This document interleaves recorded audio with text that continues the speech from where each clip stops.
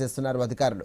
గోదావరి నదీ తీరంలోని స్నాన ఘట్టాలు పూర్తిగా మునిగిపోయాయి. ఇక భక్తులు తలనీలాలు సమర్పించే కళ్యాణ కట్టలోకి వరద నీరు చేరింది. అలాగే సుబ్రహ్మణ్యేశ్వర స్వామి ఆలయం, ఆంజనేయ స్వామి ఆలయంలో కూడా వరద నీరు చేరడంతో అధికారులు అప్రమత్తమయ్యారు. భక్తులు గోదావరిలో స్నానాలు చేయొద్దంటూ కూడా హెచ్చరిస్తున్నారు. ఇక పట్టణ శివార్లోని చెర్లా రోడ్లో ఏపీ సరిహద్దులో ఉన్నటువంటి ఏటపాక పోలీస్ స్టేషన్ సమీపంలో రోడ్లపైకి వరద నీరు చేరడంతో రాకపోకలకు తీవ్ర అంతరాయం ఏర్పడింది.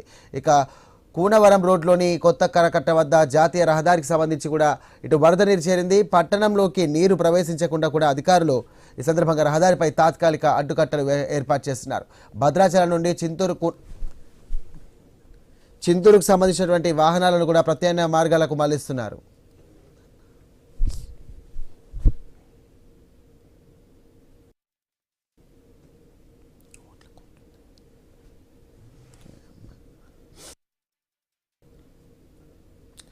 రైట్, భద్రాచలం వద్ద గోదావరి వరద ఉధృతి క్రమంగా పెరుగుతోంది. ప్రస్తుతం గోదావరి నీటి మట్టం 55.30 అడుగుల వద్ద ప్రవహిస్తోంది.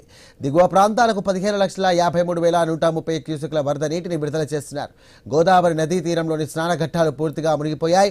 భక్తులు తన నీరాలు సమర్పించే కళ్యాణ కట్టలోకి వరద నీరు వచ్చి చేరుతోంది. అలాగే సుబ్రహ్మణ్యేశ్వర స్వామి ఆలయం, ఆంజనేయ స్వామి ఆలయంలోకి కూడా వరద నీరు చేరడంతో అధికారులు అప్రమత్తమయ్యారు. భక్తులు గోదావరిలో స్నానాలు చేయొద్దంటూ కూడా హెచ్చరిస్తున్నారు. ఇక పట్టణ శివారులోని చెర్లా రోడ్డులో ఏపీ సరిహద్దులో ఉన్నటువంటి ఏటపాక పోలీస్ స్టేషన్ సమీపంలో రోడ్లపైకి వరద నీరు చేరడంతో రాకపోకలకు తీవ్ర అంతరాయం ఏర్పడుతోంది. ఇక కూనవరం రోడ్డులోని కొత్త కరకట్ట వద్ద జాతీయ రహదారిపై కూడా వరద నీరు చేరింది. పట్టణంలోకి నీరు ప్రవేశించకుండా అధికారులు రహదారిపై తాత్కాలిక అడ్డుకట్టలు ఏర్పాటు చేస్తున్నారు. భద్రాచలం నుండి చింతూరు, కూనవరం వైపు వెళ్లే వాహనాలను కూడా ప్రత్యామ్నాయ మార్గాలకు మళ్లిస్తున్నారు. రైట్, ఇదే అంశానికి సంబంధించి మరిన్ని డీటెయిల్స్ అంచడానికి మా ఇన్పుట్ ఎడిటర్ నవీన్ సిద్ధంగా ఉన్నారు. నవీన్, చెప్పండి, భద్రాచలం వద్ద ప్రస్తుతం ఎలా ఉంది పరిస్థితి అండ్ అధికారులు ఎలాంటి చర్యలు తీసుకున్నారు? పునరావాస కేంద్రాలకు సంబంధం ఏంటి?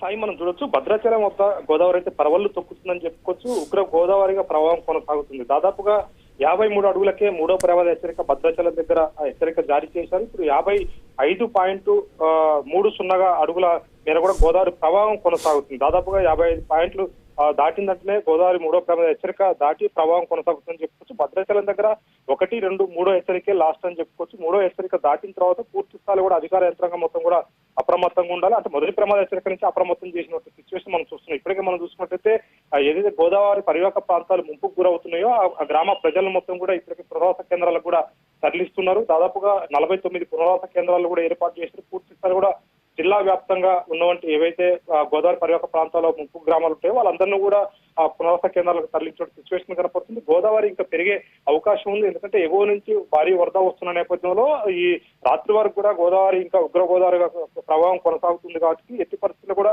గోదావరి నది పరివాహక ప్రాంత ప్రజలు ఎట్టి పరిస్థితుల్లో చేపల వేటకు కానీ లేదా గోదావరిలో స్నానాలు చేయడానికి కూడా వెళ్ళొద్దని చెప్పారు. ప్రస్తుతానికి మనం చూడొచ్చు భద్రాచలం టెంపుల్ దగ్గర మనం చూసుకున్నట్టయితే ఆంజనేయ స్వామి టెంపుల్ తో పాటు సుబ్రహ్మణ్య స్వామి టెంపుల్, అదేవిధంగా కళ్యాణ కట్ట ఇవన్నీ కూడా నీట మునిగినట్టు సిచ్యువేషన్ కనపడుతుంది. ఎందుకంటే గోదావరి కరకట్ట మీదనే ఇవన్నీ టెంపుల్స్ ఉంటాయి.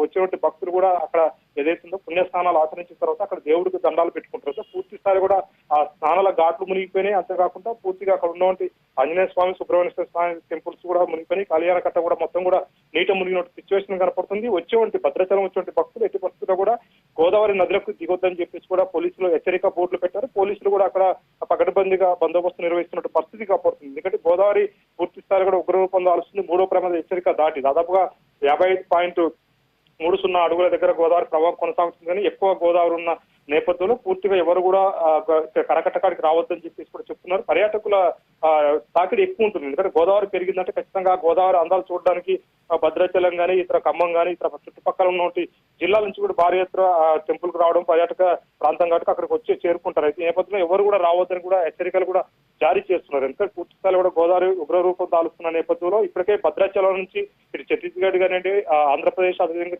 ఒడిశాకి వెళ్లే ప్రధాన జాతీయ రహదారిపై కూడా వరద నీరు చేరడంతో కూడా వాహనాలను కూడా దారి మళ్లిస్తున్న సిచ్యువేషన్ కనపడుతుంది. ఎందుకంటే అది ఉన్నది ఒకటే రహదారి. పూర్తి స్థాయి కూడా ఆ రహదారులు మొత్తం కూడా పూర్తిగా కూడా ఆ గోదావరి పోటెత్తడంతో కూడా ప్రధాన రహదారులపై కూడా గోదావరి వరద నీరు చేరినట్టు సిచ్యువేషన్ కనపడుతుంది. ఈ నేపథ్యంలోనే రహదారులు మొత్తం కూడా బ్యారిగేడ్స్ పెట్టి రహదారుల ప్రస్తుతానికి అయితే రవాణా పూర్తిగా నిలిపేసినట్టు పరిస్థితి కాపాడుతుంది. గోదావరి నీళ్లు ఎట్టి పరిస్థితుల్లో భద్రాచలం టౌన్ లకు రాకుండా ఎక్కడైతే కరకట్ట ఉంటుందో కరకట్ట కూడా ప్రధాన రోడ్డు మీద కూడా పూర్తి స్థాయి కూడా మట్టి పోస్తున్నట్టు సిచ్యువేషన్ కనపడుతుంది. ఒక విధంగా ఒక టెన్షన్ వాతావరణం చెప్పుకోవచ్చు. ఎట్టి పరిస్థితుల్లో అధికారులు మొత్తం కూడా అప్రమత్తంగా ఉండాలి. ఎక్కడ కూడా ఎలాంటి నష్టాలు జరగకుండా పునరావాస కేంద్రాలకు తరలించాలి. వాళ్ళు తరలించిన తర్వాత కూడా అన్ని కూడా చూసుకోవాలి. పూర్తి స్థాయి కూడా లంక గ్రామాలకు అప్రమత్తంగా ఉండాలని చెప్పేసి కూడా ప్రభుత్వం ఇప్పటికే హెచ్చరికలు జారీ చేసినట్టు పరిస్థితి. కాబట్టి ఈ నేపథ్యంలో ఇటు జిల్లా పోలీస్ యంత్రాంగం, జిల్లా రెవెన్యూ సంబంధించిన కలెక్టర్ వీళ్ళందరూ కూడా అప్రమత్తమయ్యారు. భద్రాచలం దగ్గర శిష్ట వేసినట్టు సిచ్యువేషన్ కనపడతా ఉంది. Sai, right, thank you Naveen.